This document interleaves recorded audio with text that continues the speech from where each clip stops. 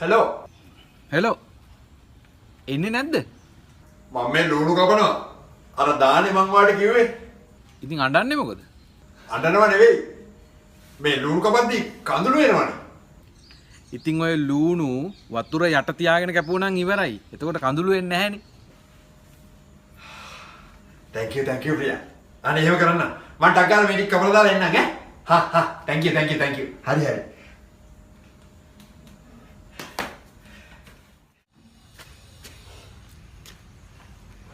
යන්. ආව. ලූණු කපලා ඉවරද? ලුණු කැපුවා කියන්නේ වාගේ ක්‍රමේ නම් මරුවා. එක කඳුළු බින්දුවක් නැහැ. ඒ තමයි මං කිව්වේ. වතුර යට තියාගෙන ලූණු කපුවම කඳුළු වෙන්නේ නැහැනේ. නියමයි. හැබැයි පොඩි අවුලක් තියෙනවා. මොකද්ද? සැරේ වතුර උඩට එන්න බෑ හුස්ම ගන්න.